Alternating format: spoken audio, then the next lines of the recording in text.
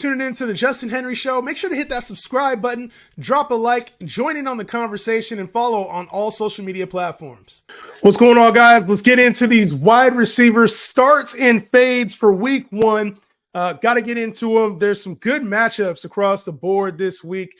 We see some division games, some cross-rival games, but I got 3 starts, 3 sits for week one. If you guys have not subscribed to the page, make sure you drop a sub to the page.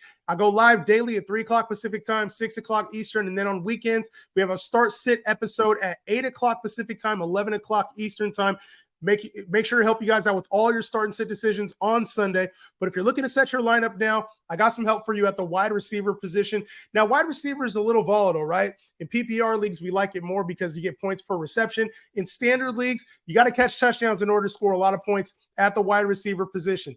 So what I'm going to do is I'm going to go into the PPR format. That's normally how I do my rankings. If you guys have questions about standard, half-point PPR, drop it in the comments below. But we're going to talk about receivers and guys that I think that have upside. Not your typical, your Garrett Wilson, even though he has a tough matchup. You're still getting him in your lineup. Devontae Adams has a hard matchup against the Broncos. You're still getting him in your lineup. These are more fringe decisions that you will have to make a decision on. So for me, I got 3 wide receivers. I have an entire start-sit episode where I went over every single team. You can find that here in the YouTube channel as well. My first receiver to start is Mike Evans against the Minnesota Vikings. Now, Mike Evans was faded pretty harshly this offseason, right? Mike Evans was faded because of the quarterback situation, no longer playing with Tom Brady. Now we have Baker Mayfield under center. But I'm not worried about Mike Evans. He's out to get a new contract, and whether that happens before Saturday or not, which is the deadline, I expect Mike Evans to have a big year. He's not just chasing money. Mike Evans is also chasing 1,000 yards receiving for the 1,000 yards receiving, for the 10th consecutive year. And then he's also looking to get more touchdowns. The coaching staff has talked about getting him more involved touchdown-wise. So this offense isn't the same offense. They're going to move Mike Evans around, and I think that happens this week against the Minnesota Vikings, who've allowed the 5th most points to wide receivers last year in 2022 and didn't do a lot to address that in the offseason. The defense is still terrible. This game profiles as a game that could potentially become a shootout with Kirk Cousins slinging it all over the field to Justin Jefferson. I think the Bucs, even if they're down this game, that means a lot of good things for Mike Evans, who could see 5 to 6 catches in the passing game, 7 to 10 targets, somewhere in that range with Baker Mayfield. So I like Mike Evans a lot this week. Chris Godwin is also a fire-up for me this week. You guys know, if you've been paying attention to this page, you guys know how I feel about these Bucs receivers, Mike Evans and Chris Godwin, going way later in drafts than they should have. Both of these guys profile as top 25 options in the passing game, at least top 25 receivers this year in fantasy. So I'm all over Mike Evans against the Vikings. I think he's a great start this week. And yes, we know Mike Evans has a high ceiling, low floor, but I think he's used a little bit differently, and we'll see week one. We'll see if I'm right week one. My first wide receiver to fade is a very popular name as well this week, getting picked up a lot because Cooper Kupp was out. Van Jefferson versus the Seahawks. Now, I know Van Jefferson is stepping into a world of opportunity with Cooper Kupp being out, at least for this week, right? We know Cooper Kupp's at least going to be out this week. So Van Jefferson's seeing a lot of hype as far as coming in and being able to just take over this role, step in as the wide receiver 1 for the Rams. And while it might be an okay role, this isn't a guy that I have just coming in and getting 100 yards and a touchdown. So I think we need to ease our expectations, especially when you talk about a Seahawks unit who was very, very tough against wide receivers last season. 4th in the league, 4th fewest points to wide receivers last year. And you talk about their standout corners, and the secondary was elite last year. So I get it. We want to put him right into the Cooper Kupp role. It's not going to happen with Van Jefferson. I expect Tyler Higbee, Cam Akers to kind of take a little bit more of a role, and it wouldn't surprise me if Tutu Atwell, Puka Nacua, one of those guys popped off for a big play. So I expect this to be a little bit more balanced than just Cooper Kupp's out. So now we're going to force feed Van Jefferson. So be careful with putting him in your lineups week 1. I'd be okay with him in like a flex, as a flex in a 12-man league, or maybe in your 14, 16-man leagues. In your 8-man, 10-man leagues, keep him out. At 12, if you just don't have a better receiver and he's not a flex, I would try to find somebody else. I'm not going to lie. Try to find somebody else that was a mainstay that you drafted. Don't just put him in over some of your more reliable options. Next up, I want to talk about Adam Thielen as a start. Adam Thielen against the Atlanta Falcons, which would be a good game, right? 2 young teams, the Atlanta Falcons in the Carolina Panthers division game. this should be a fun one. DJ Chark is going to be out for this game. It's been announced. So Adam Thielen's role, who already in the offseason, we saw Adam Thielen being used in the red zone. He looked like primary target for Bryce Young in the offseason, in the preseason, I should say. So over the course of the offseason, it looked like Terrace Marshall was getting a lot of hype. We saw Jonathan Mingo kind of catch on late, but Adam Thielen in the preseason was the guy he went to. So, and Adam Thielen's been a consistent top-end wide receiver over the last however many years he's been in the league, right? Consistently a wide receiver 3 value or better. In his prime, he was a top 12 wide receiver. So Adam Thielen is a guy who, going up against this Falcons team, it could be a little bit of a shootout. And they were 31st against receivers last year.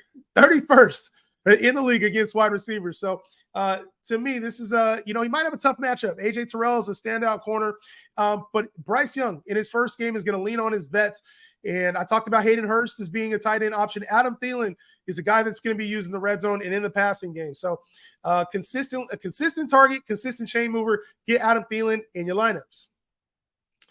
All right, next on my list to bench, another reliable name, DJ Moore against the Green Bay Packers. Yes, DJ Moore, the new addition, and this is everybody's AJ Brown to Jalen Hurts in Philly. The same thing we're expecting from DJ Moore going for Justin Fields, right? It don't work that easily. DJ Moore will be a good receiver this year in real football, but for fantasy purposes, Chicago's a tough place to play for wide receivers, and starting week 1 against Jair Alexander is probably not the best way to do that as well, right? So the Packers already didn't give up a lot in the passing game last season, and there's a ton of options in the passing game for the Bears, right? When you talk about guys like Chase Claypool, Cole Kmet, even Darnell Mooney, who was the wide receiver 1 for this team last year, there's a lot of room to go around. So I think this team does rely on the running game. Perhaps they get out early, right? We know the receivers are banged up for the Green Bay Packers. I think DJ Moore's a guy everybody expects to have a big game.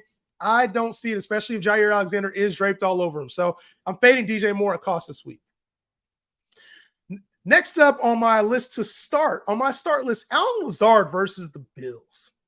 You may be wondering, like, the Bills are a pretty stout secondary. The team has Garrett Wilson. That's been Aaron Rodgers' favorite target all offseason.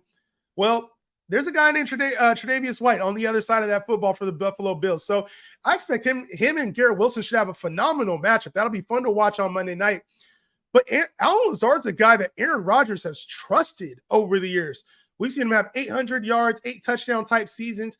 And when it comes to Allen Lazard being a big body in the red zone, there's potential here for big plays when this team is going to be focused a lot on slowing down Garrett Wilson. So when Aaron Rodgers does have time, he's going to take chance plays. He's going to take some shots downfield. Allen Lazard's going to be his big body receiver to do that. I think we're underestimating what he's going to bring to the table. All eyes will be on Garrett Wilson, but Allen Lazard, don't sleep on him as a wide receiver 4 flex for your fantasy team with high upside. You know, I can see him getting somewhere in the 5 to 7 target range, especially one in the red zone. I like Allen Lazard this week against the Bills. He's one of my starts of the week at the receiver position. And then lastly, my last fade, we are benching all Giants wide receivers, not pass catchers, because I'm not talking about Darren Waller here, but all Giants wide receivers. If you have Jalen Hyatt, if you drafted Wan'Dale Robinson, if you got Sterling Shepard, you got Darius Slayton, you got Isaiah Hodgins, you have Jamison Crowder, all of these receivers, you're benching them all. There's no chance that I'm playing these guys against the Cowboys, whose secondary was elite last year and are going to be elite again this year with the addition of Stephon Gilmore. So the pass rush is elite. The secondary is good. There's just not a whole lot of upside. One of them could catch. Like, if Isaiah Hodgins had a touchdown, it wouldn't surprise me. If Jalen Hyatt had a deep shot downfield, it wouldn't surprise me. But you're playing roulette. So at this stage, week 1, you probably have a better option in the passing game. Don't get cute when it comes to the Giants wide receivers in a tough matchup against the Cowboys on Sunday night. So I would say any Giants wide receiver, I'm not interested in starting him. Pass catcher Darren Waller, I'm sure he'll be involved in some capacity. But as far as the actual receivers for this team, you're not starting them in fantasy unless you're in a 16-man league and desperate. That's it. 16-man league at flex. Like, it's a desperate situation.